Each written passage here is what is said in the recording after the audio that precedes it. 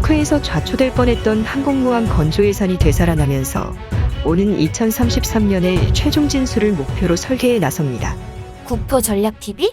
항공모함이 2033년에 최종 진수된다고 하지만 그보다 앞서서 더욱 빠르게 건조가 이뤄질 것으로 관측됩니다. 현재 한국항모는 영국 퀸 엘리자베스 항공모함에 적용되는 스키점프대 방식을 예측하고 있으나 캐터펄트를 배치하게 될 경우 미국, 프랑스에 이은 세계 세 번째로 평평한 활주로가 갖추어진 항모를 보유하는 나라가 될 수 있을 것으로 분석됩니다. 한국은 현재 표면상 북한의 도발에 대비하기 위한 목적으로 항모 건조에 대한 명분을 내세우고 있으나 실상은 조금 다릅니다. 바로 대양해군으로 진출하기 위한 목적이 매우 강합니다. 우리 대한민국은 일본과 중국의 성장하는 패권 도전에 맞서서 반드시 항공모함이 필요했습니다. 넓은 바다에서 항공모함이 어디 있는지 발견한다는 것은 매우 어렵습니다. 오늘날 기술이 많이 발달해 있다고는 하지만 그렇게 쉬운 일만은 아닙니다. 스텔스 기능까지 도입될 경우 사실상 항공모함은 어디서 나타날지 모르는 전략 자산인 것입니다. 지상의 표적이 노출되어 있는 공군활주로나 울릉도나 백령도, 흑산도 등에 전략적으로 건설하는 공항들은 물론 매우 효과적인 전략적 기능을 하지만 아무래도 지상의 활주로가 노출돼 있어서 쉽게 적의 미사일에 노출될 수 있습니다. 이 때문에 어디서 나타날지 모르는 항공모함 전단의 보유는 매우 필수적인 상황이 되고 있습니다. 그렇다면 우리 항공모함이 향후 작전하게 될 지역은 어디가 있을까요? 그리고 우리나라가 영향력을 확대할 수 있는 지역은 어디일지 살펴볼까요? 5위는 대만 해역과 남중국해 일대입니다. 많은 전문가들은 세계 3차 대전이 일어나게 될 경우 바로 남중국해에서 발생할 확률이 높다는 분석을 내놓고 있습니다. 현재 다수의 서방국들은 이 지역에서 연합작전훈련을 수행하고 있습니다. 우리 대한민국 역시 미국 등 서방 국가들과의 연합작전이 이뤄지게 될 경우 한국은 이곳에 항모전단을 파견하게 될 수 있습니다. 현재 필리핀과 중국, 대만, 베트남 등 여러 동남아국들과 중국과의 신경전이 이 남중국해 해역을 두고 갈등이 벌어지고 있고 중국이 이 큰 해역에 대해서 자신의 영유권을 선포하는 바람에 이곳에 통행하는 다국적 선박들의 통행이 위협받고 있습니다. 이 때문에 우리 선박을 보호하기 위해서 항모전단이 파견될 수 있습니다. 그러나 중국과 서방국과의 무력 충돌이 발발하게 될 경우 한국은 중국과 가장 가까이에 있는 나라로서 청일전쟁이나 러일전쟁 때의 상황처럼 국토가 전쟁터가 되지 않도록 외교 전략을 잘 수립해야 한다는 지적이 나옵니다. 특히 남중국해에 성을 가지고 있는 대만의 경우에도 남중국해에 대만령 동사군도를 두고 중국과 갈등을 갖고 있는 상황입니다. 현재 대만은 국방력이 중국 대비 비교적 약하기 때문에 한국, 일본, 미국 등 서방 국가들에게 극진히하고 있는 상황입니다. 이러한 상황에서 대만과 무력 충돌이 중국과 발생하게 되고 한반도 역시 무력 충돌이 발생할 수 있게 되는데 이러한 상황에서 대만의 협이나 중국의 뒤통수를 내리칠 수 있는 곳에 우리 전략자산이 배치되어 있다면 함부로 침공을 할 수 없을 것입니다. 즉 전 세계 어디에도 우리나라의 가장 강력한 군대가 존재하는 효과를 볼 수 있어 우리 국토 안보에 매우 효과적이게 될 수 있습니다. 4위는 일본 북부의 쿠릴 열도입니다. 현재 한국은 러시아와 지소미아 협정을 맺고 있습니다. 서방 측에 속하고 있는 국가들 중 유일하게 러시아와 군사 분야 협력 관계를 맺고 있는 이례적인 상황입니다.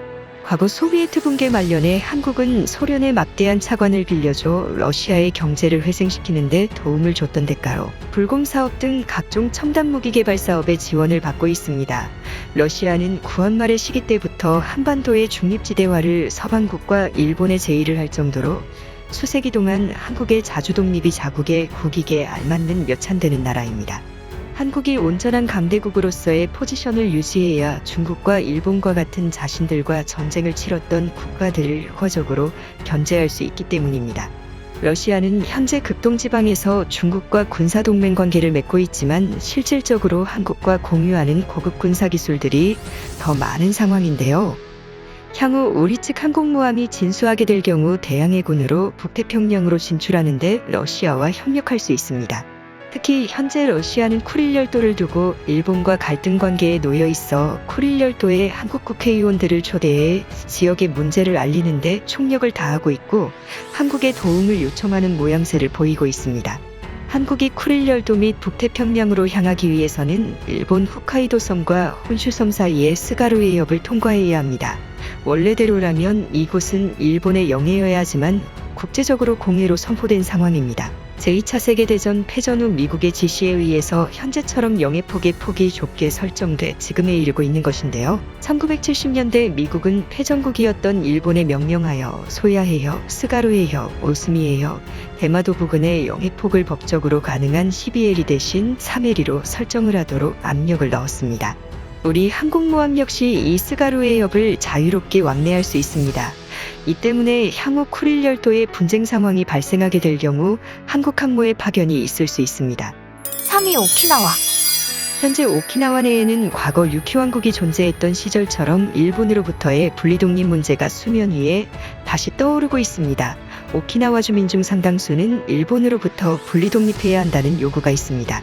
이 때문에 오키나와 지역 정계에서는 한국군을 끌어들여서 오키나와의 분리독립을 할 것이라는 구체적인 공약까지 나와버린 상황입니다. 이 때문에 일부 일본 내 극우층 사이에서 오키나와의 분리독립 시도는 중국에 의한 것이라는 주장을 하고 있으나 실제 오키나와 내 중국에 대한 여론은 그다지 긍정적인 상황은 아닙니다. 이 때문에 오키나와가 과거 수백 년간 독립국가였듯이 일큐국으로 독립하게 될 경우에는 도움을 받을 수 있는 외국 군대 중 제1순위가 한국군이 될 가능성이 높습니다. 그동안 한국은 대양해군 성격의 군대를 보유하고 있지 못했으나 항공모함이 성공적으로 진수하게 될 경우에는 향후 오키나와에 한국 항공모함이 주둔할 수 있는 전략 거점이 생길 수 있어서 일본과 중국을 견제할 수 있는 새로운 전략 거점을 확보할 수 있을 것으로 관측됩니다. 2위는 제7광구 해역입니다. 오는 2028년 제7광구를 두고 한일 간의 팽팽한 기싸움이 시작될 것으로 보입니다. 그에 발맞춰서 현재 한국의 항공모함이 완성되고 있을 시점인데요. 한국에서 건조하는 항공모함이 제7광구를 지켜낼 수 있을지 주목되고 있습니다. 세계에서 가장 많은 석유와 가스가 묻혀있을 곳이라고 연구되고 있는 곳은 바로 제주도 남단에서부터 오키나와 해구까지 이어지는 제7광구 해역입니다. 한일 대륙폭협정의 내용상에는 한일 간 공동 개발을 추진했으나 일본 정부의 일방적인 개발 중단으로 한국은 막대한 손실을 입고 있는 상황입니다. 두 나라가 동시에 공동으로 개발을 진행해야지 어느 한 나라만 일방적으로 개발을 진행하게 되면 무효가 되기 때문입니다. 1974년부터 지금까지 일본의 일방적인 개발 중단으로 현재 제7광구에는 그 어떤 시추 구조물이 올라가지 못했습니다. 오는 2028년 제7광구에 관한 협약이 종료되며 그 이후로는 한일 양국이 새로운 배타적 경제 수역의 경계를 새롭게 고쳐야 하는 상황입니다. 오는 2028년 일본은 일방적으로 제7광구에 해당되는 상당 수역을 자국의 이의지로 선포할 가능성이 높습니다. 제7광구의 석유 매장량은 미국의 에너지관리청 EIA의 조사에 의하면 러시아와 미국의 매장량보다 많은 수준의 매장량이 있을 것으로 추측되고 있습니다. 제7광구는 제주도 남방으로부터 오키나와 해구까지 펼쳐있는 대륙봉을 기준으로 하면 당시 세계 해양 영토 설정 기준상 한국이 영유권을 주장할 수 있는 해역이었습니다. 이 때문에 우리 정부는 1970년도 제7광구에 대한 영유권을 가장 우선적으로 선포했으나 1974년 일본 측이 공동개발을 제의해 양국이 합의했습니다. 그러나 일본 측의 일방적인 개발 중단으로 인해 지금까지 개발이 이뤄지지 않고 있습니다. 일본 측이 일방적인 중단을 선언한 것은 1982년부터 국제해양법에 관한 유엔 협약이 발효되어 대륙봉 기준에서 영해선 기준으로 200캐리를 기준으로 변하여 일본에 상당히 유리하게 바뀌게 되었기 때문입니다. 한측 한국은 유엔에 가입돼 있지도 않았고 일방적으로 일본에 유리한 국제적인 룰이 만들어지면서 또다시 한국이 선포한 해양 영토에 대한 유린이 이루어지고 있는 상황에 직면하고 있는 것입니다. 일각에서는 제7광구를 포기해야 한다. 되찾는 것은 현실성이 없다고 주장하지만 제7광구를 잃게 된다면 한국 해군은 영영 한반도 안에만 갇혀있는 꼴을 면치 못하게 될 가능성이 높습니다. 그 이유는 주변 국가들은 석유 시추공을 사실상의 군사장비로 활용하고 있기 때문입니다. 특히 중국은 해상 레이더와 군사용 장비를 추적 가능한 시설을 민간 시설에 몰래 설치를 하여 주변국, 한국이나 미국 같은 나라들의 군사용 선박을 감시하기 때문입니다. 이러한 상황은 미국 등 서방국과 같은 자유의 항행 작전을 수행하는 국가들에게는 치명적인 일이 됩니다. 특히 일본의 근 몇 년간 제7광구에 대한 움직임은 미국 등 서방국들의 반발을 불러오고 있다는 분석이 나옵니다. 바로 일본이 중국과 제7광구에 관한 협약을 한국을 배제하고 진행하려 한 것입니다. 일본은 이미 2008년 중국과 제7광구를 두고 제7광구를 반반씩 나눠 갖자는 비밀협약을 진행하다가 급작스럽게 사인 직전에 교섭이 중단됐습니다.